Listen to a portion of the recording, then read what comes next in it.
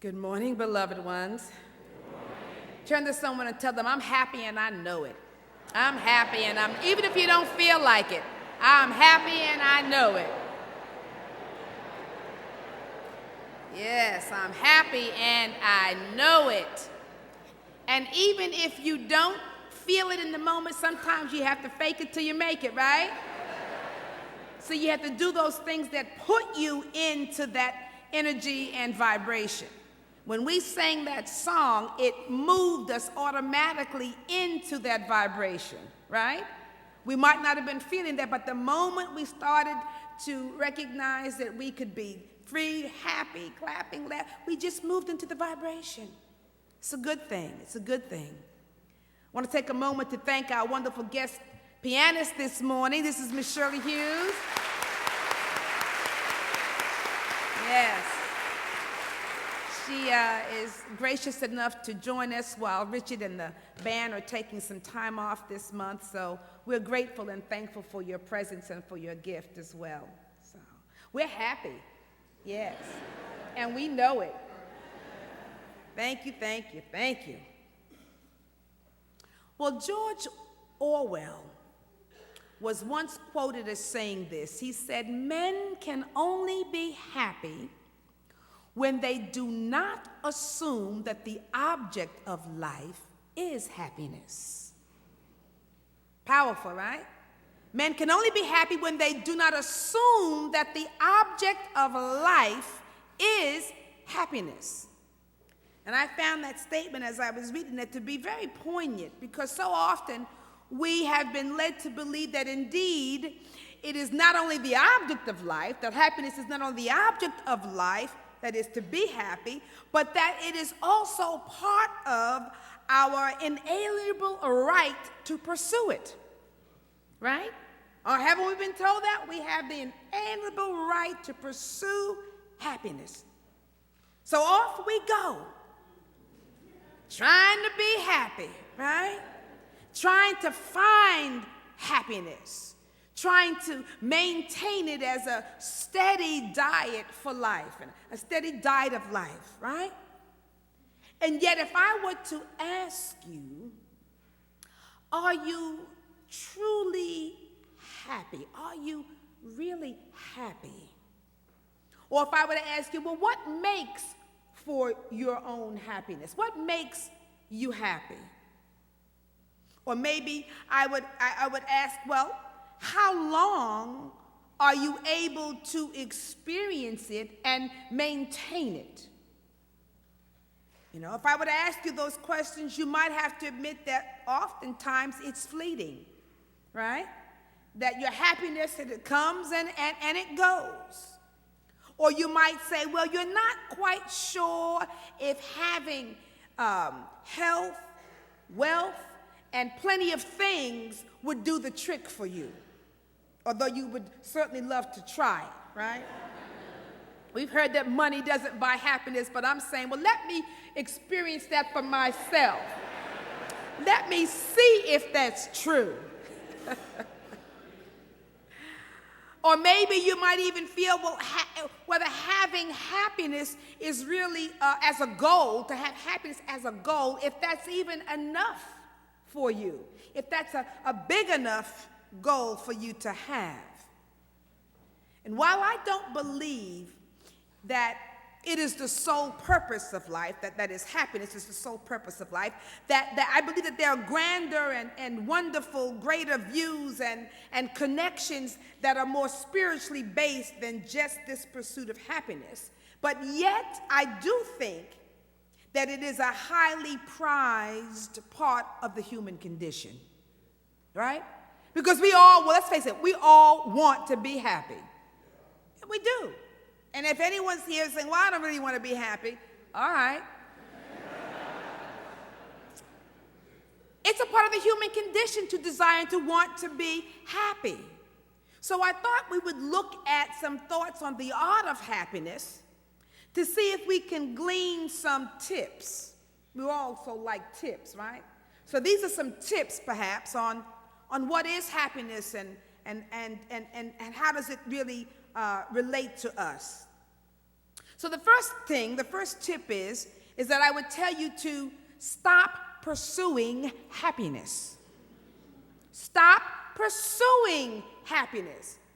You know, because that's what George Orwell said. You know, it's this thought, that we must pursue happiness. That somehow, because when we feel we must pursue it, that points to the fact that we believe that it is something that occurs or happens outside of ourselves, or that it is something that we have to acquire. I've got to get happy, or that it's something that we have to achieve. But if we are clear, happiness is a quality of being. It's a state of mind or a level of consciousness that lies within us. It's not something you have to get, something you have to strive for or pursue, or that you have to achieve or, try to get in. It is something that is a quality of being, a state of mind, a level of consciousness that lies within you, and that you must simply release it or tap it in order to find yourself experiencing it or expressing it.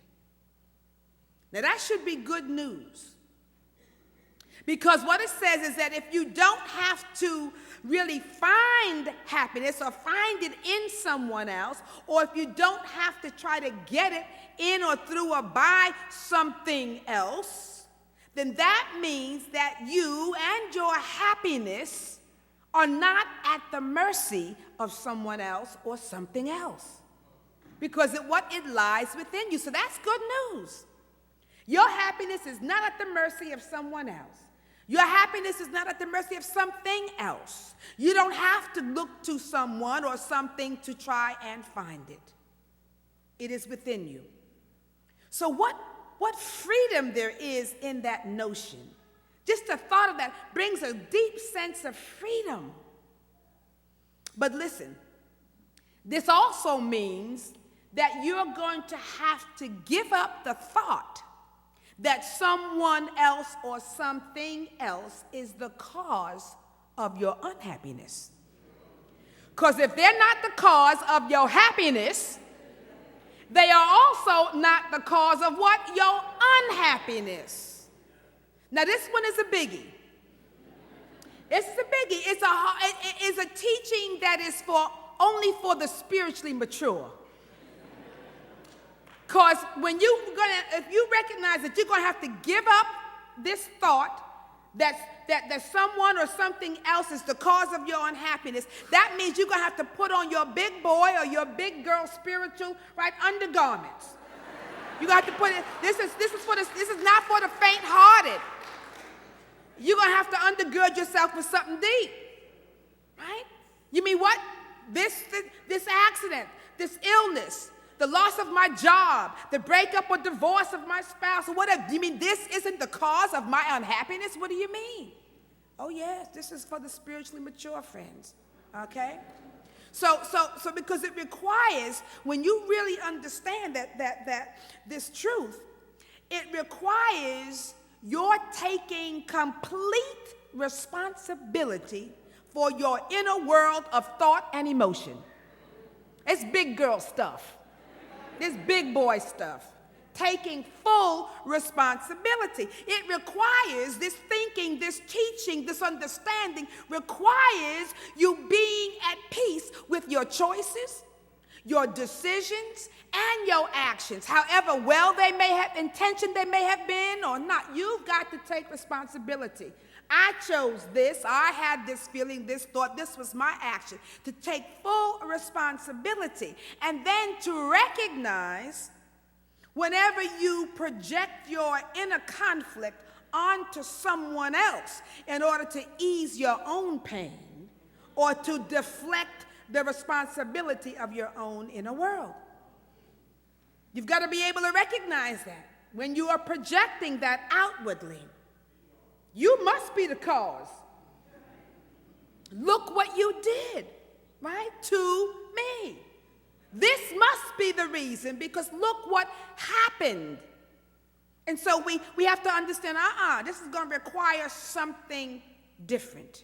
See, when you make up your mind to be happy when you choose it as a state of consciousness, when you make up your mind to be happy or to be in touch with the happiness and the joy that resides within you, then outer circumstances are only issues to be dealt with.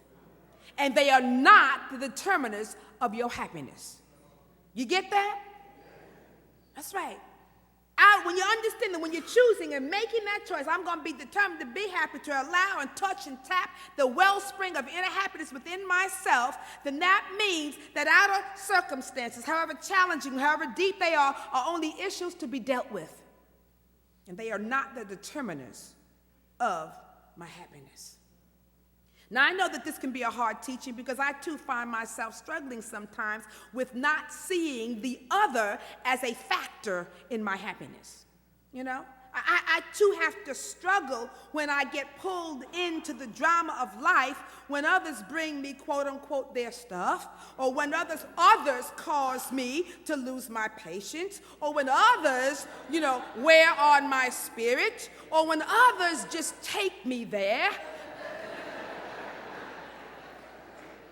But you see what I'm doing? I am putting my happiness in their hands. I'm giving them full control over my inner world and my inner experience, friends. You see? And so I'm making them the cause. That's too much power to give anybody.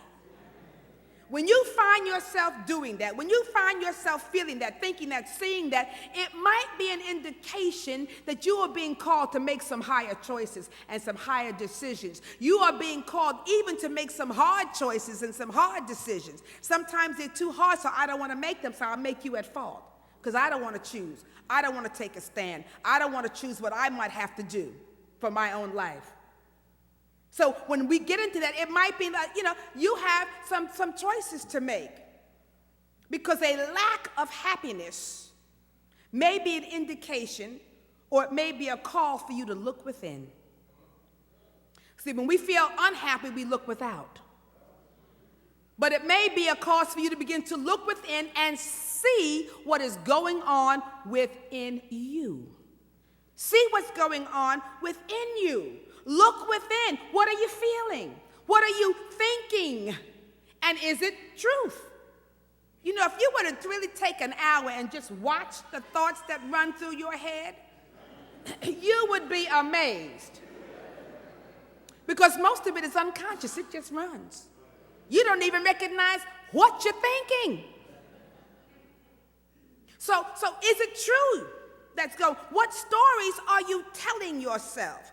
See, what are you out of alignment with yourself? Because when there's a lack of happiness, it's not that you're out of alignment with others, you are out of alignment with yourself. You see, happiness is being your authentic self.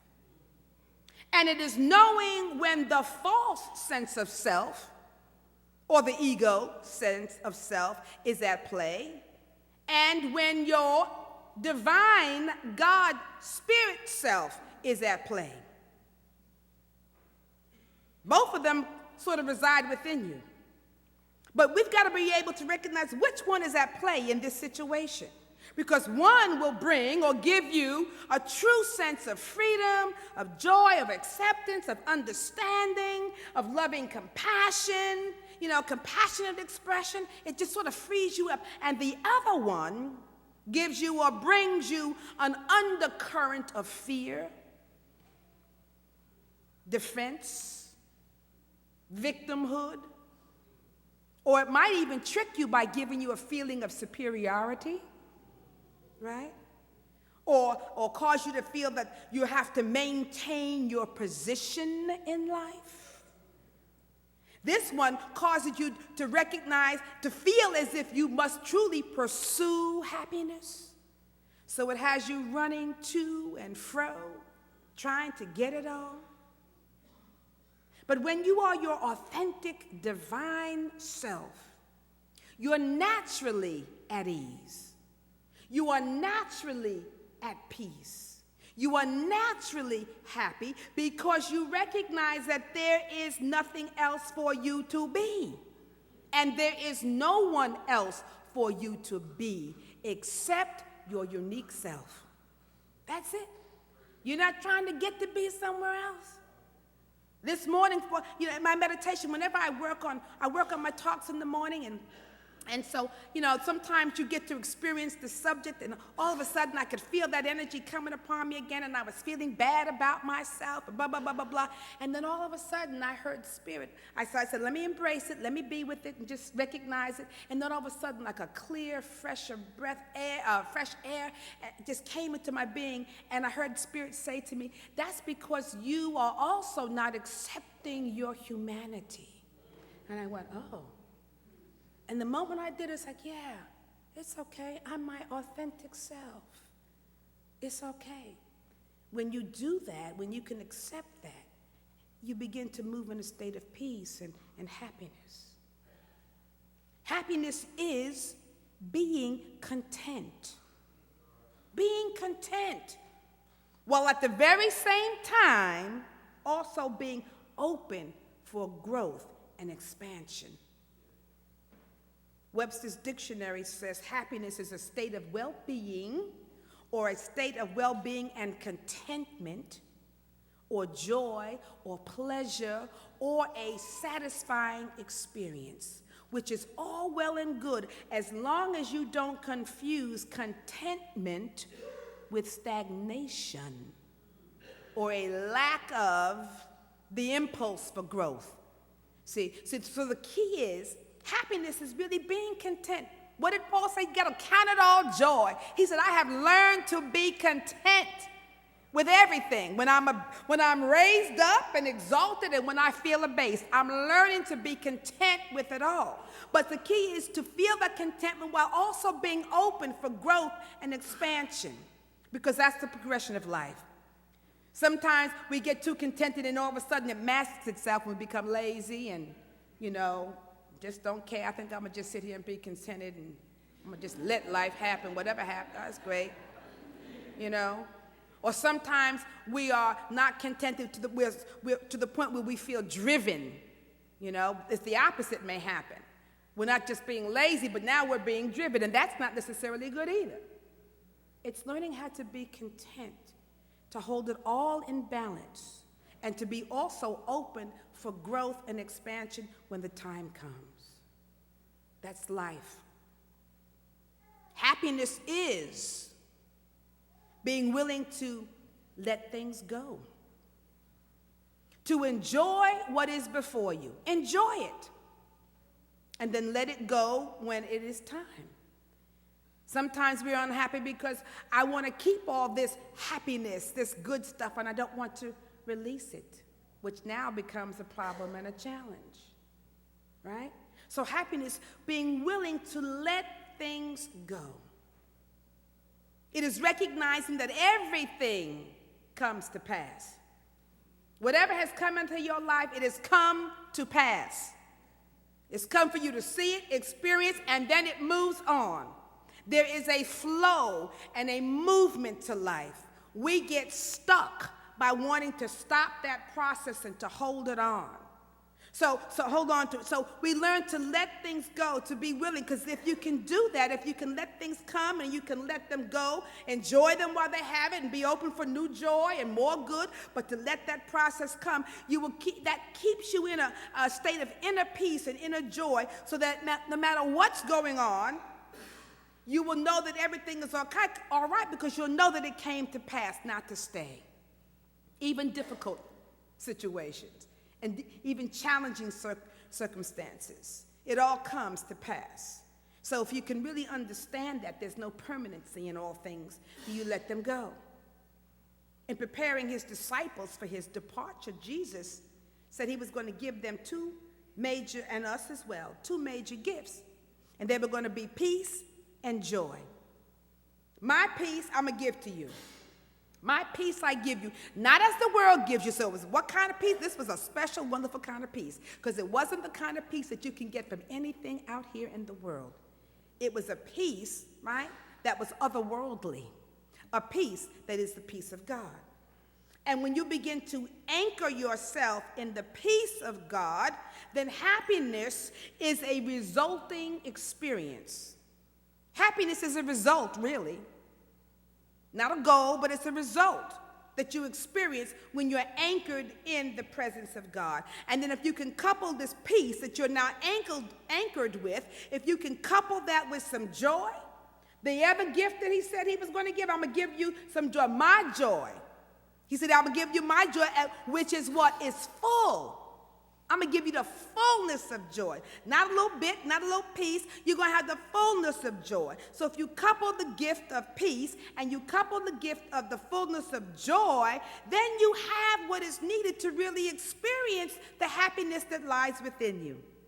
See, peace and joy are deeply rooted qualities of being within you. They are deeply rooted qualities of God that lie within you. They are foundational qualities of the divine. They are, they don't depend upon whatever's happening in the outer. They are so rooted in your own being that you can touch them and tap them anytime that you need. But it's when we allow ourselves to be all distracted by the workings and the dealings and the callings and the demand of the world that we lose our connection to our roots.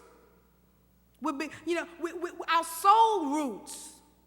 And then we begin to be cut off from the spiritual roots that we have.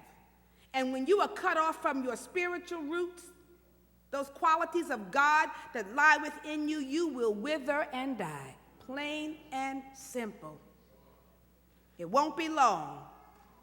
You may have long life in terms of a physical presence, but you'll be long dead. No joy, no happiness, no fulfillment, no peace, no connection, no love, and wondering, what is life all about? Listen to what Jesus tells his disciples as he's giving them his parting instructions to them.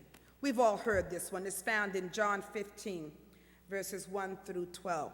He says to them, I am the vine, and my Father is the gardener. He cuts off every branch that doesn't produce fruit, and he prunes the branches that do bear fruit, so they will produce even more. So automatically we know that life is going to contain some cutting and some pruning. Now, when you're not bearing fruit, you're going to be cut off. When you are cut off, right? And there's a difference between being cut off and being pruned, right?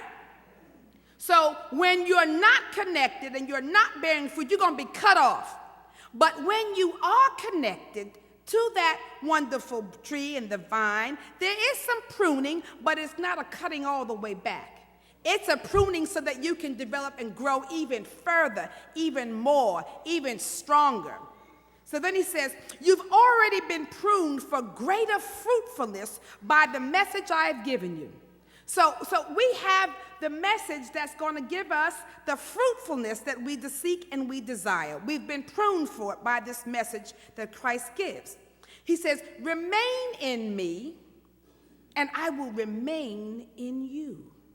For a branch cannot produce fruit if it is severed from the vine, and you cannot be fruitful apart from me. Yes, I am the vine, and you are the branches. Those who remain in me and I in them will produce much fruit. For apart from me, you can do nothing. Anyone who parts from me is thrown away like a useless branch and withers. Such branches are gathered into a pile to be burned. But if you stay joined to me and my words remain in you, you may ask any request you like, and it will be granted. My true disciples produce much fruit. This brings great glory to my Father. And then it says, he says, I have loved you even as the Father has loved me. Remain in my love. When you obey me, you remain in my love, just as I obey my Father and remain in his love. Then he says, I've told you this so that you will be filled with my joy. Yes, your joy will overflow.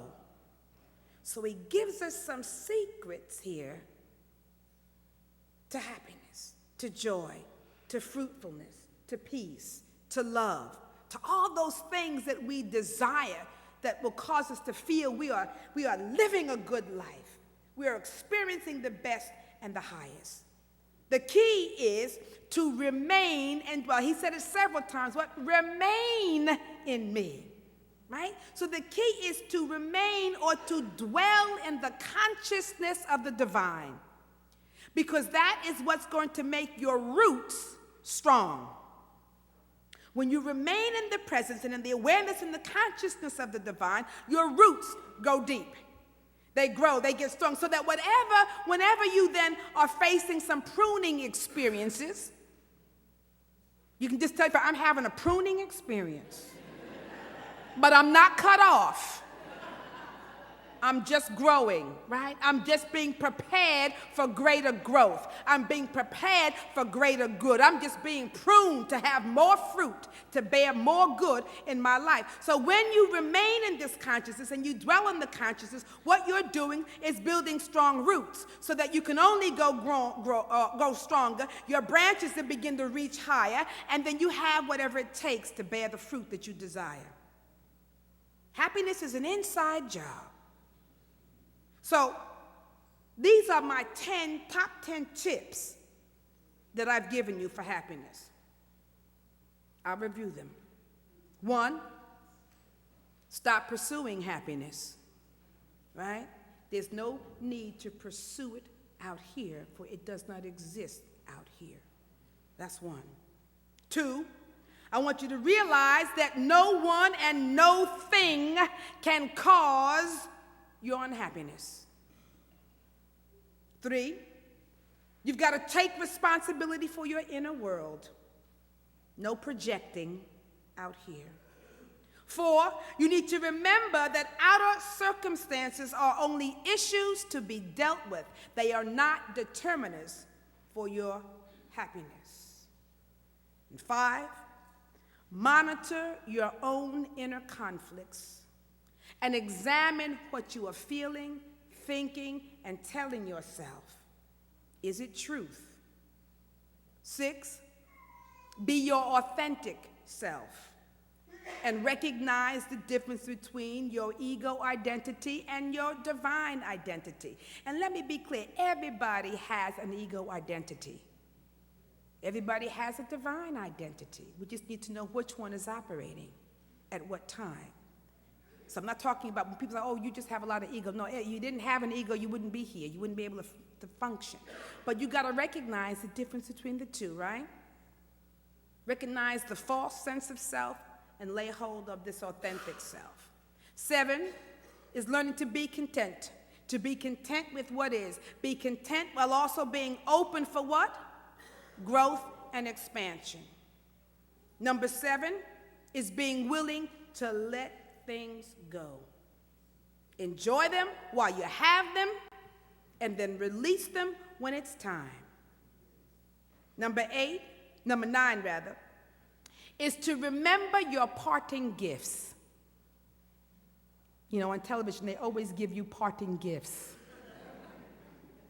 Remember your parting gifts, the gifts of peace and joy. And know that they can only be experienced from within, from on high, from that wellspring of God that indwells you.